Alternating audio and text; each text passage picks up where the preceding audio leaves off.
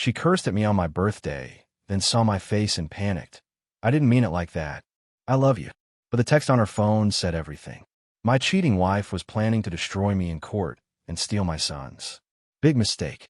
See, she forgot one thing. I'm not just a shop owner. I'm ex-military intelligence, and I know how to gather evidence. What I found buried her lies forever. My name is Clayton Thorne. I'm 45 years old, and I own Tactical Edge, a military surplus and outdoor gear store in Millbrook, Tennessee.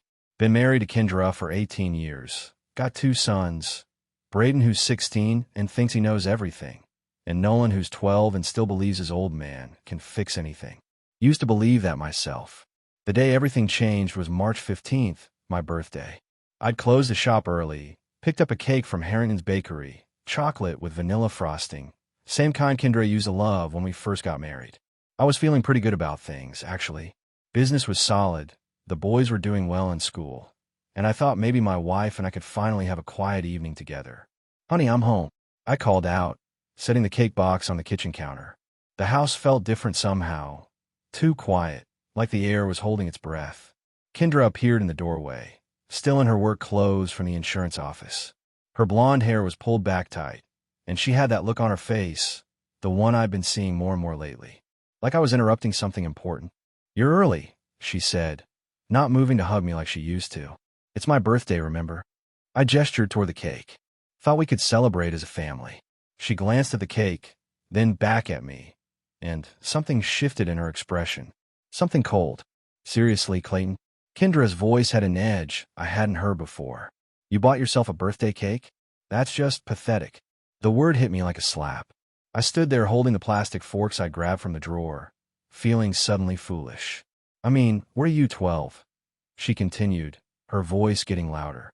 "Grown men don't buy themselves birthday cakes and expect everyone to drop everything and celebrate. It's embarrassing, honestly. I must have made some kind of face shock, hurt. I don't know, because suddenly her expression changed. She blinked, like she was seeing me for the first time, and color drained from her cheeks. "Oh God, Clayton, I didn't mean it like that," she stammered, taking a step toward me. "I love you. You know I love you, right? I'm just stressed about work and—" But the damage was done. I'd heard something in her voice during that outburst, something real and ugly that she usually kept hidden. And the way she tried to take it back, like she was more worried about getting caught than about hurting me, that told me everything I needed to know. "Where are the boys?" I asked quietly, setting down the forks. "Braden's at basketball practice. Nolan's at the Hendersons' house," she replied, still looking shaken. "Clayton, please, I really didn't mean." "It's fine," I said, though we both knew it wasn't. "I'll just put this away." As I moved the cake to the refrigerator, I caught sight of her phone on the counter. The screen was lit up with a text notification. Even upside down, I could see enough to make my blood run cold. "Can't wait to see you tonight. Miss you already." Our eyes met across the kitchen. She'd seen me looking. "That's just—" she started. "Just what, Kendra?" But she didn't answer. She just grabbed her phone and walked upstairs, leaving me standing in my own kitchen on my 45th birthday, finally understanding that my marriage had been over for longer than I wanted to admit. That night, I couldn't sleep. I kept replaying Kendra's words over and over. Pathetic, embarrassing. "What are you, 12? The way she said it wasn't angry, heat-of-the-moment stuff. It was cold, calculated, like she'd been thinking it for a while and finally let it slip. Around 2 a.m., I gave up on sleep and went downstairs to my home office behind the kitchen. I told myself I was just going to do some inventory work for the store, but that wasn't really true. I was thinking about that text message. Kendra had always been careless with technology. She used the same password for everything. Braden 2007, the year our oldest was born. I knew it, because she'd asked me to check her email for her dozens of times over the years. I opened my laptop and stared at the login screen for her iCloud account. My finger hovered over the mouse. This felt wrong, like I was crossing a line I couldn't uncross. But then I remembered the way she'd looked at me in the kitchen, like I was an obstacle in her way. I clicked login. Her recent photos loaded first. Lots of selfies I'd never seen, taken in places I didn't recognize. Then I saw something that made my stomach drop. A photo from 2 weeks ago at Romano's, the Italian place downtown.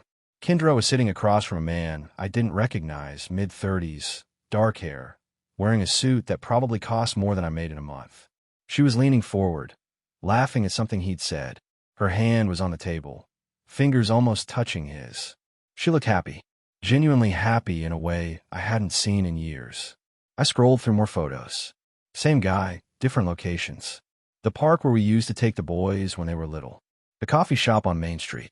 Even the bookstore where Kendra and I had our first date. Then I found the messages. Can't wait to see you tonight. Miss you already. That was from someone named Derek M.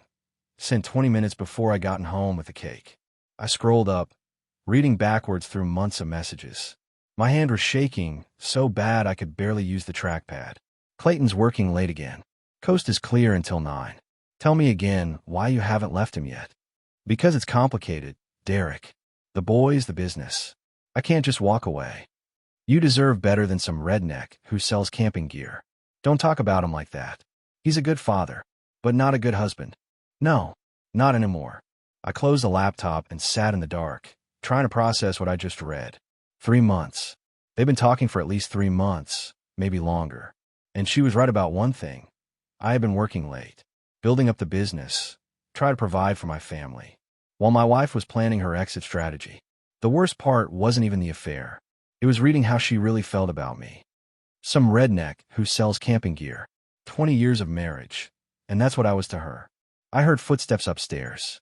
Kendra getting up to use the bathroom, probably. In a few hours, she'd come down for coffee and pretend nothing had changed.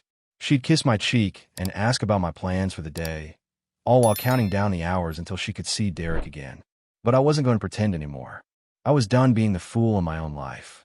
I reopened the laptop and started taking screenshots. The next morning, I was in the garage organizing hunting gear when Braden walked in. At 16, he had that awkward height where his feet seemed too big for his body, but his eyes were sharp, too sharp for a kid his age. Dad, can we talk? I set down the compound bow I was restringing. What's up, son? He shifted his weight, looking uncomfortable. It's about Mom. My hand stilled on the bowstring. What about her? I saw her yesterday. At Luigi's Pizza. Braden's voice was quiet. She was with some guy. They were close. I felt like I'd been punched in the gut, but I kept my voice steady.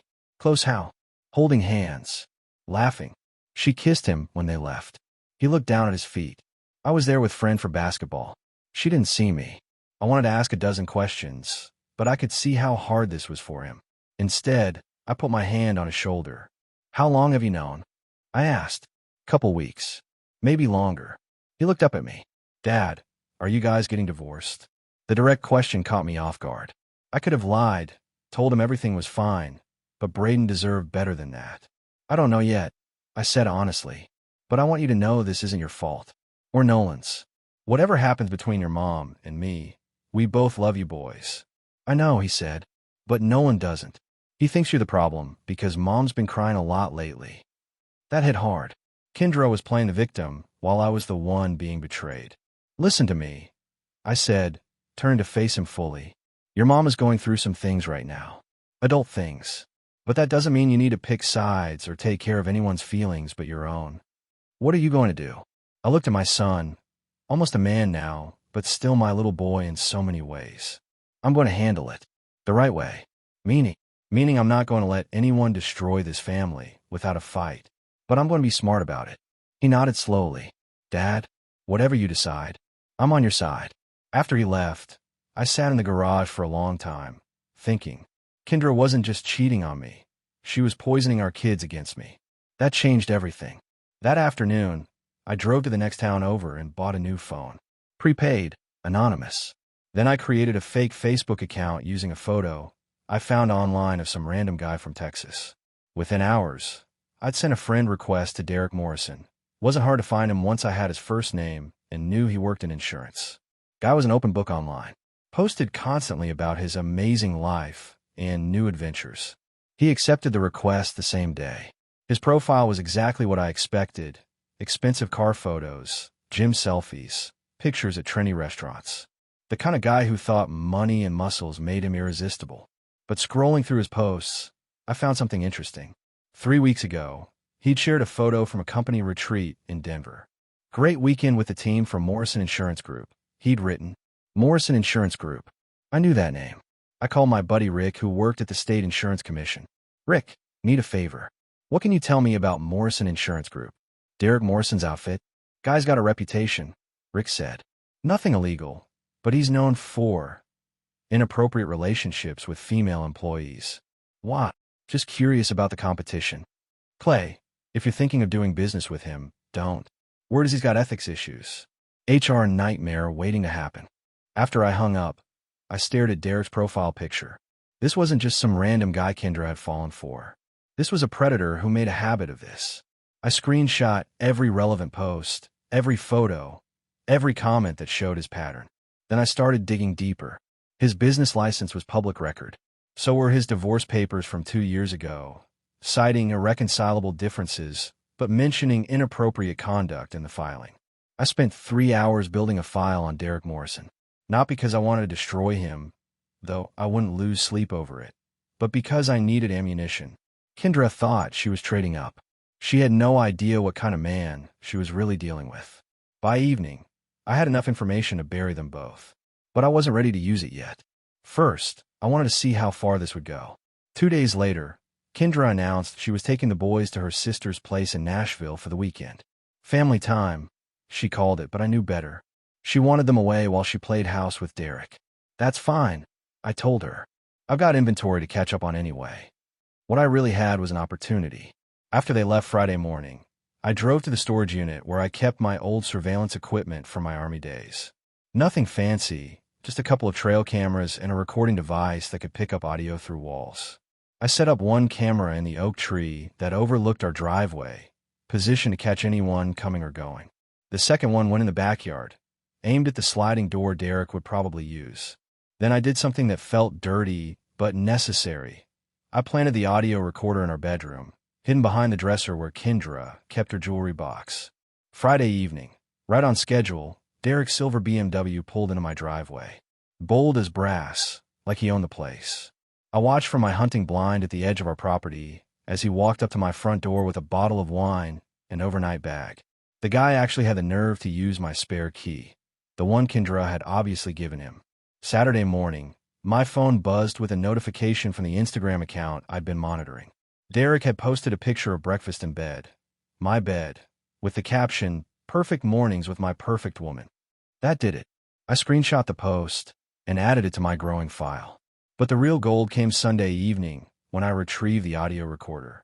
3 days of conversations between my wife and her lover, talking about me like I was some kind of obstacle to remove. "He's getting suspicious," Kendra's voice said on the recording. "Yesterday he asked about my phone again. Maybe it's time to pull the trigger," Derek replied. "File for divorce. Take him for everything he's worth." It's not that simple. The business is his, the house is in both our names, and the boys love him. Kids adapt, and judges love stay-at-home moms who've been wronged by workaholic husbands. I'm not a stay-at-home mom. I work. Part-time in an insurance office doesn't count, sweetheart. We need to build a narrative. Make him look controlling, maybe emotionally abusive. I had to pause the recording. Hearing my wife of 18 years plotting to destroy my reputation was like being gutted with a dull knife. But there was more. "I've been documenting everything," Kendra continued. "His moods, his drinking. Okay, he doesn't really drink much, but I can exaggerate. His obsession with guns and military stuff. Make him sound unstable. That's my girl," Derek said. "By the time we're done, you'll get the house, alimony, and primary custody. He'll be lucky to see the boys every other weekend." I turned off the recorder and sat in my truck for 20 minutes, hands shaking with rage. They weren't just cheating. They were planning to destroy my life and steal my children. But they'd made one crucial mistake. They'd underestimated a man who'd spent 4 years in military intelligence. Game on.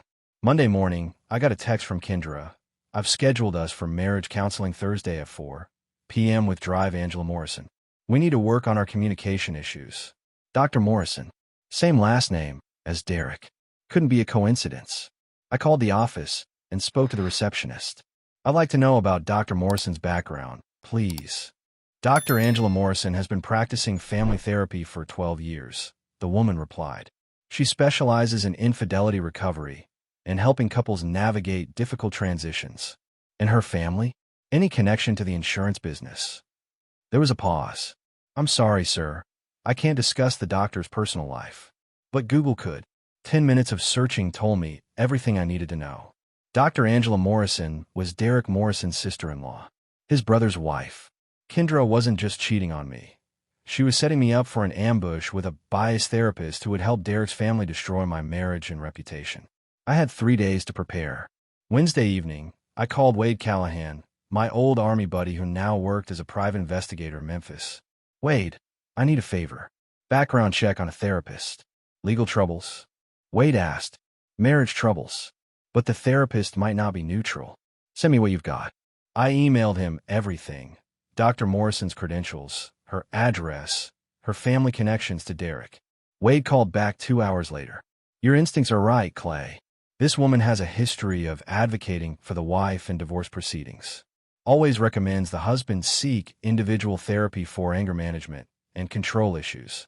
Her testimony has helped several women get favorable custody arrangements, even when the women were cheating, especially then. She's got a philosophy that infidelity is usually a symptom of the husband's failure to meet his wife's emotional needs. Unbelievable. But here's the thing. She doesn't know you know about her bias. Go to the session. Let her show her hand. Record everything if Tennessee's a one-party consent state. It is. Then nail her. And your wife. At the same time. Thursday afternoon, I walked into Dr. Morrison's office with a small recording device in my shirt pocket and 18 years of marriage documentation in my briefcase. Kendra was already there, looking nervous but determined. She dressed carefully, conservative blouse, minimal makeup, the picture of a concerned wife trying to save her marriage. Clayton, Dr. Morrison said, thank you for coming. Kendra has told me a lot about your relationship challenges. I bet she has. I replied, taking a seat across from my wife. She's particularly concerned about your anger issues and controlling behavior. She mentioned you've been monitoring her phone and accusing her of infidelity without cause. I looked at Kendra, who couldn't meet my eyes. Then I smiled at Dr. Morrison. Doctor, before we begin, I should mention that I know you're Derek Morrison's sister-in-law, and I have recordings of my wife planning to lie about me in these sessions to gain advantage in a divorce proceeding she's planning to file. The color drained from both women's faces. Now, I continued, pulling out my phone, shall we discuss real communication issues, or would you prefer I play the audio of my wife and your brother-in-law plotting to commit perjury? The session with Dr. Morrison ended abruptly when I threatened to report her ethical violations to the state licensing board. Kendra left without saying a word, but I knew this was far from over. Monday morning, I got a call from Millbrook High School. Mr. Thorne, this is Principal Davidson. We need to discuss some concerns about Braden. What kind of concerns? There was an incident in the hallway. Some boys were making comments about your family situation, and Braden responded aggressively. I closed the store early and drove to the school. Braden was sitting in the principal's office with a split lip and bloodied knuckles, but his head was held high. What happened? I asked. Principal Davidson cleared his throat. Apparently, some students have been spreading rumors about Mrs. Thorne and a man named Derek Morrison. Social media posts, that sort of thing. When Tyler Jackson made a crude comment about your wife, Braden punched him. I looked at my son. You okay? Yes, sir. But I'm not sorry. Mr. Thorne, the principal continued, I understand this is a difficult family situation, but we can't have students fighting over. Over what? I interrupted. Over defending his family's honor. Over standing up when other kids mock his mother. I understand your position, but, do you? Because it sounds like you're punishing my son for having integrity. I turned to Braden. Son, did you throw the first punch? Yes, sir. Did Tyler Jackson say something disrespectful about your mother? Yes, sir. He said. Braden's voice faltered.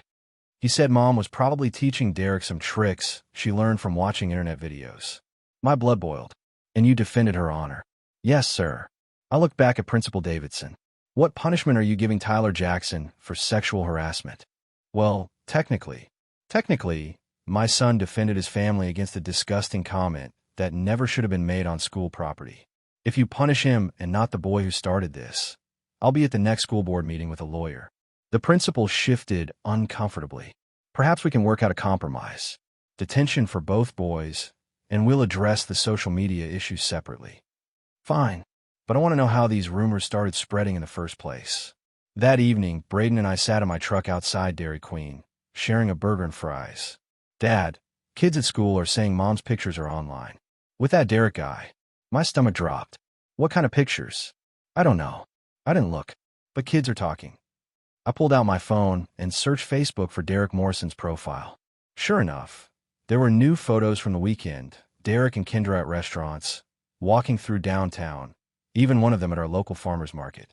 He was flaunting their relationship publicly while she was still married to me and living in our house. Braden, I need you to understand something.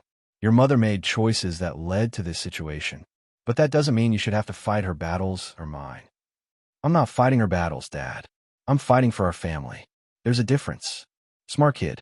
Smarter than his mother, apparently. What do you want me to do about Derek? I asked. Braden looked at me seriously. I want you to make him understand that messing with our family was a mistake. I will, son. But the right way. What's the right way? I smiled grimly. The way that makes sure he never bothers us again, and everyone knows why. The next day, I drove to Derek Morrison's insurance office in the business district. The building was all glass and chrome, the kind of place that screamed success to people who confused expensive with valuable.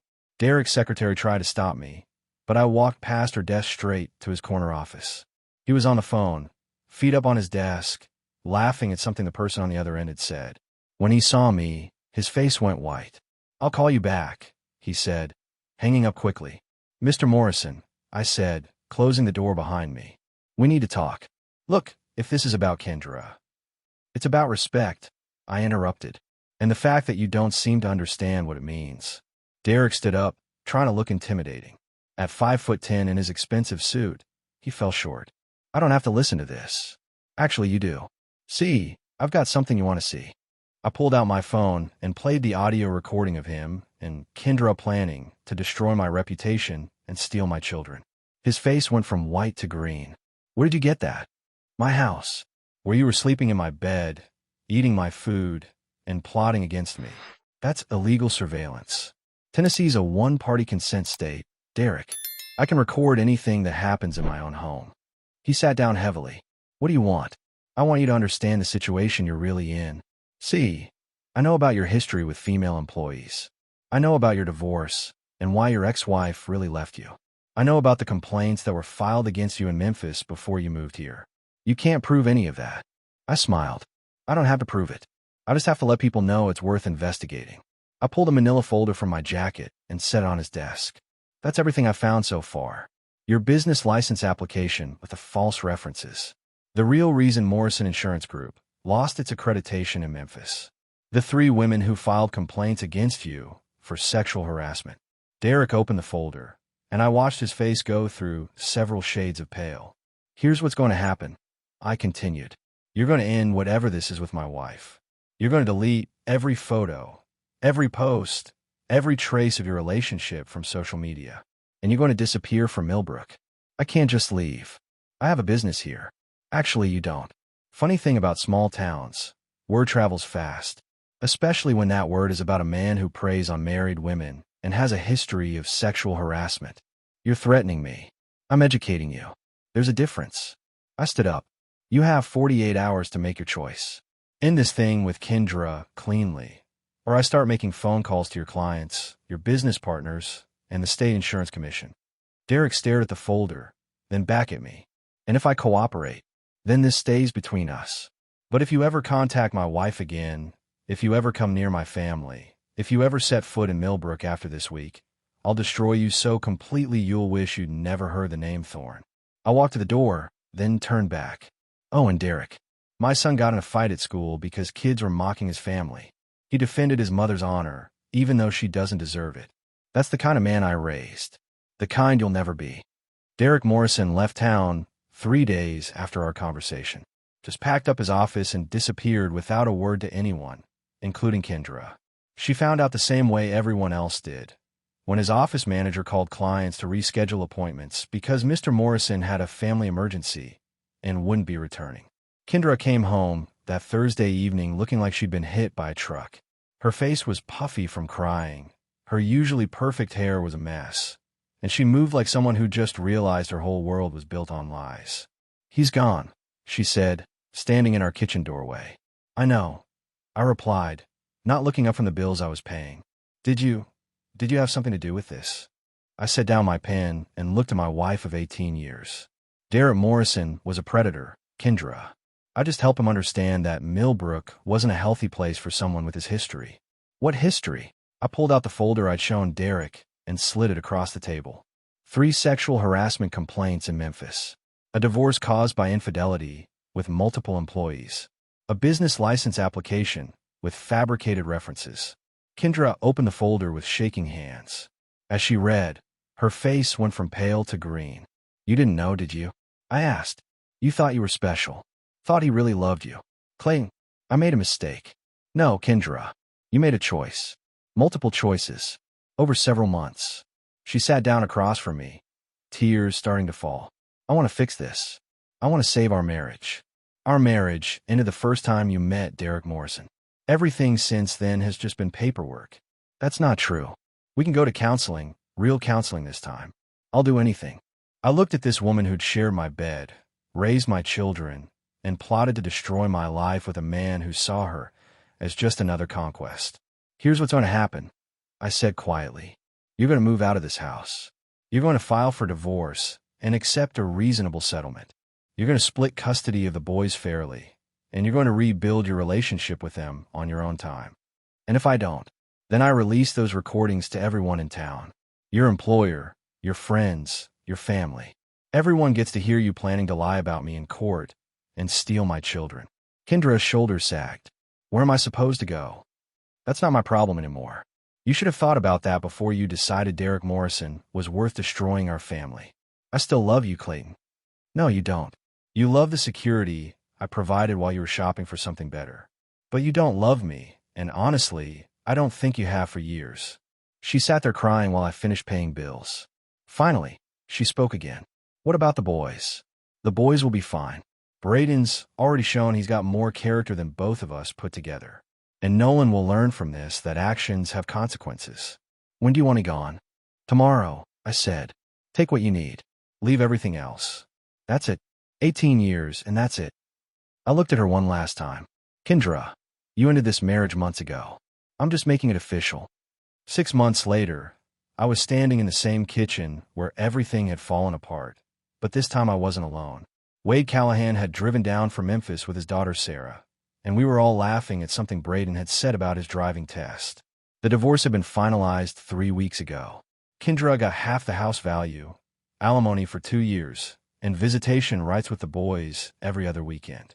She'd moved to Nashville to live with her sister and was working at a different insurance agency. The boys had chosen to stay with me full-time, not because I'd poisoned them against their mother, but because they'd seen the truth with their own eyes and made their decision based on character.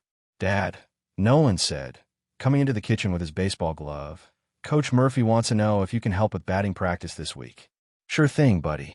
Nolan had grown 3 inches in 6 months and was starting to look more like a young man than a little boy. He'd handled the divorce better than I'd expected, maybe because he'd seen how much stronger our family became when we stopped pretending everything was fine. Braden walked in wearing his tactical edge polo shirt. At 17, he was practically running the store on weekends and had already been accepted to the University of Tennessee on an academic scholarship. "Dad, Mrs. Henderson stopped by the store today," Braden said. "She wanted me to tell you that her husband's deer stand needs some work, and he was hoping you could recommend someone." "I'll call him tomorrow." Life had settled into a new rhythm. The business was thriving, partly because word had gotten around about how I'd handled the divorce with dignity instead of drama. Turned out people respected a man who stood up for himself without losing his character. Wade clapped me on the shoulder. "Clay, I've got to say, you look better than you have in years." He was right. I'd lost 15 pounds, started working out again, and even bought some new clothes that actually fit. Amazing what happened when you stop carrying the weight of someone else's lies. "You know what the best part is?" I said, looking around at my sons, my friend, his daughter who was becoming like family. "I don't have to wonder anymore. I don't have to check phones or worry about late nights or try to decode what someone really means when they say they love me." "And the boys are solid," Wade observed. Better than solid.